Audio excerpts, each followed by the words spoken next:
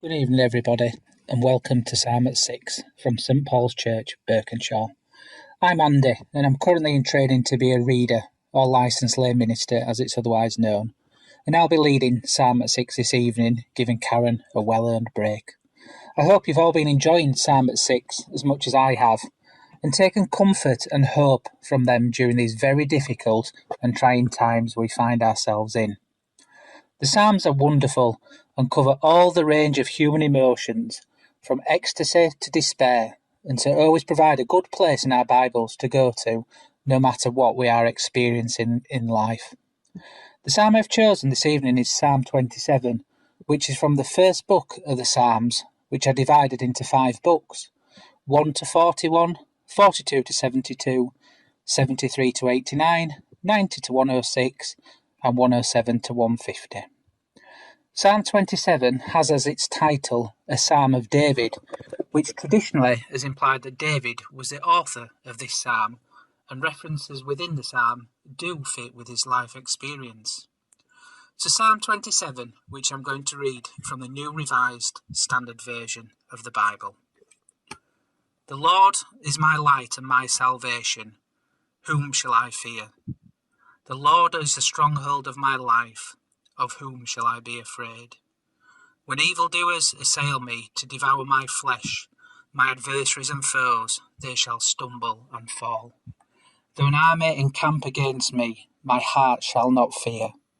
Though war rise up against me, yet I will be confident. One thing I asked of the Lord, that will I seek after, to live in the house of the Lord all the days of my life, to behold the beauty of the Lord, and to inquire in his temple. For he will hide me in his shelter in the day of trouble.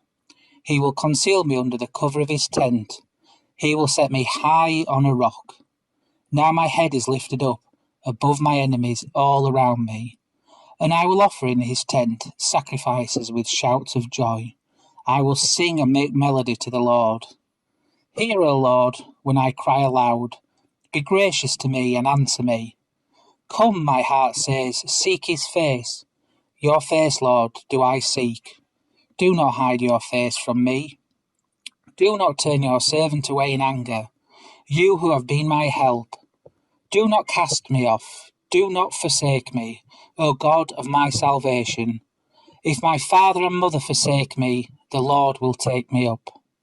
Teach me your way, O Lord, and lead me on a level path because of my enemies.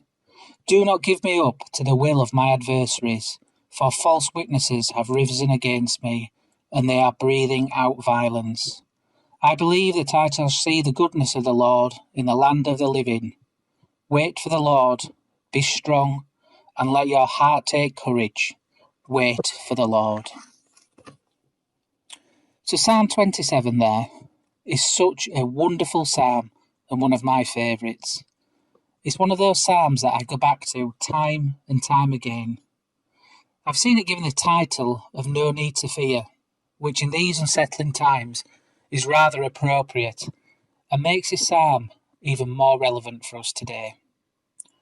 Coronavirus has caused many of us fear. Fear for our own health, fear for the health of our family, friends, colleagues and neighbours. Fears about our work, our financial situations, fear about our children's education, fear of loneliness, fears about the future, and many, many other fears. Some we have spoken aloud, others that we have kept firmly to ourselves. Psalm 27 really speaks to me at this time, as it tells us very clearly not to fear. Although, as I'm sure you'll agree, this is sometimes far easier said than done. That might be why the Bible is full of the phrase, fear not, because we need it repeating. We need it drilling into us to make us actually believe it. Some say there are 365 fear nots in the Bible. That's one for each day of the year, probably because we need to remember this command every day of our lives.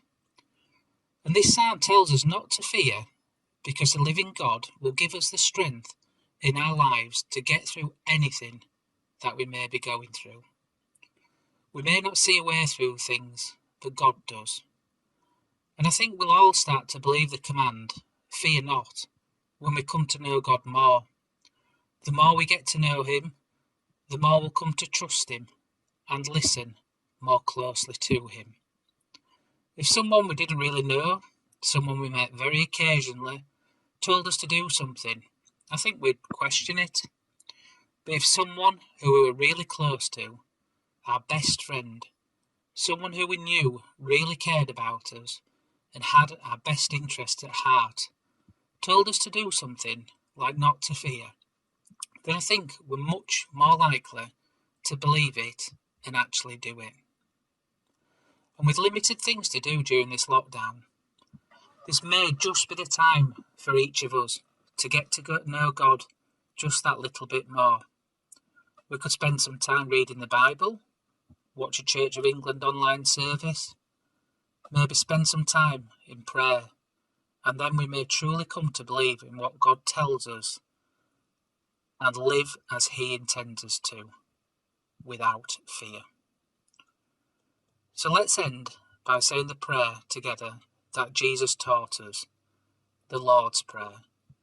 You can either say the modern or the traditional version, just whichever you feel most comfortable with. This evening, I'm going to say it in the traditional version. Our Father, who art in heaven, hallowed be thy name.